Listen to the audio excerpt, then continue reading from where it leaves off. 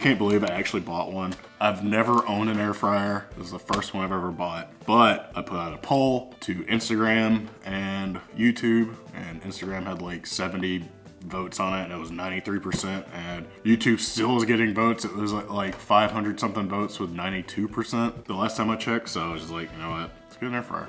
This is a Gourmet 2.2 quart air fryer. People all over the comments were telling me to get the bigger air fryer, but the 4 quart air fryer was 70 bucks and this one was $35. So I was just, you know, I'm not gonna go all in on something I really don't know what to expect. Looking inside of it, it's a pretty basic setup. It looks like it's got a burner. It's just a little element and a fan in here that vents out of here with a insulated tray that you set food on top of. This is a convection oven. This is a tiny convection oven. And I wanna make one, actually. I just came up with an idea when I checked this out earlier on how to make a homemade air fryer. Of course, it's not gonna be safe at all, but I think I'm gonna do it in a video eventually. But for now, let's just see how this little bad boy works. Basically, this one's simple as hell. It's got a dial for the temperature, and it starts whenever you turn the timer on, and this little light comes on the top. And you can hear the fan. You can also hear the timer ticking. Let's just start with something simple. How about like, I'll go find some ground beef real quick and be right back. All right, so I have here about, this is probably 8 ounces if I had to guess. All I'm gonna do is gonna season this with salt. This is Redmond real salt if you're interested in trying it out. We're gonna link it in my description, or you can go to redmond.life to save 15% off your order using my code TRASHCHEESE. It helps me out a lot, it helps the channel out, allows me to do videos like this. All right, let's salt it up pretty well. I don't know if I should preheat this or not. I'm not going to this time. I'm just gonna test it, see what happens. I'm gonna set it to 350. Take this bad boy out. Just gonna put the burger right in. Oh, close it up. And let's go with about 12 minutes. So,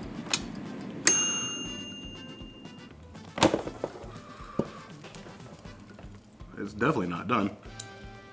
It's definitely not even close to done, but it's done more than I thought it did because I couldn't hear it at all. All right, so that's 12 minutes without even preheating it. So I'm assuming you probably want to preheat this thing. I'm gonna throw it in for another 8 minutes or so. Maybe that'll be enough to finish cooking. I kind of want to get it to medium. That's about where I like my burgers, and we'll be back after that.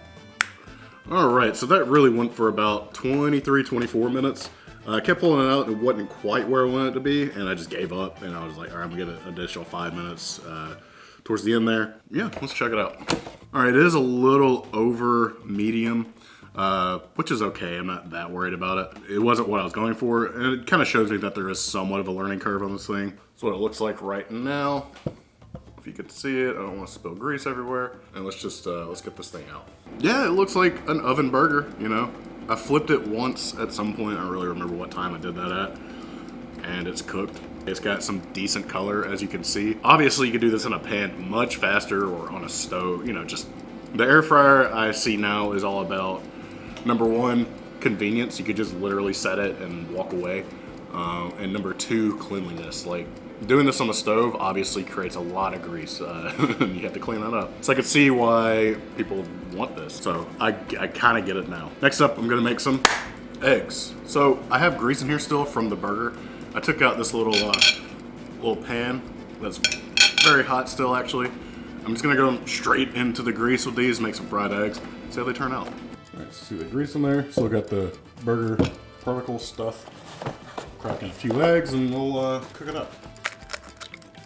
2, 3, all right. Still got it at 350. I'm gonna set timer for, where's it at now? It's about 7 minutes. We'll check it in 7 minutes.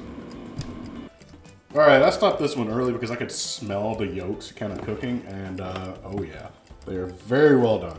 So 7 minutes at 350 in a preheated air fryer is probably a bit too long, but that's not gonna stop me from eating them. All right, for this last one, I'm just going to do something. I don't know why I never thought to do this. I've got the rack back in there. I'm gonna turn the heat up to 400. It's already still preheated. And I'm gonna throw smoked salmon just on top of the rack so it gets crispy around it. And maybe it'll be like fish bacon. Let's find out. Lay pieces down. I got it set to 400 degrees. And I'm gonna set a timer on my watch to see how long this takes. I'm gonna go in 5-minute intervals. We'll check it. 5 minutes. All right, let's check her out. Oh, Oh my, what do we have here? Some sweet salmon bacon? I think we do. All right, I'm kind of impressed by that because that was really 5 minutes. It's not crispy all the way through, but it kind of feels like bacon right now. Look at that. And I have a feeling we can make jerky in this thing too. If you want to see that, comment jerky below. We got results of some sort, like I way overcooked these eggs. I have salmon jerky and a burger that's probably medium well to well done. It's my first time using it. I do feel like less of a chef that I've overcooked food by a large margin, but you gotta overcook a few eggs before you really learn how to make them. And I can tell you in my time, I've probably ruined thousands of eggs. Let's take a bite and see how all these turned out. All right, let's start with the burger since it's the coldest. It's still warm though. Oh yeah, it's super well done. It's fine, it's a burger. Nothing special about it, it's just got salt on it. These don't have anything on, I'm still gonna take a quick bite. And like I said, these were in, I put the timer to 7 minutes at 350 and preheated. These are just hitting well done egg yolks. So I imagine a preheated air fryer, it would be maybe 4 minutes at the most to have a runny yolk. Yeah, it's kind of like jammy. Again, it's it's an egg, it's fine. It's way overcooked for my liking, but it's fine. Try the smoked salmon. Oh yeah. That's exactly what I wanted. It looks like I'm gonna have to do a video on this because that's fantastic. So after that like hour experience I just had, what did I really learn? I learned that people are lazy, which is, I mean, that's fine. Not everybody wants to cook. They don't like to cook, but they want good food, which this kind of makes that a little bit easier for those people. It's also very convenient. It's a non-stick pan that doesn't splatter grease everywhere. Like the most you're getting is some heat out the back of the vent. I think if you could figure out how to dial in things, it's probably gonna be pretty easy to cook. So I don't know how worth it is yet, but I do know that I will be using it a lot more. If you have any suggestions that you'd like to see me do, please comment below. But anyways, if you liked the video, give it a like. I'll see y'all next time.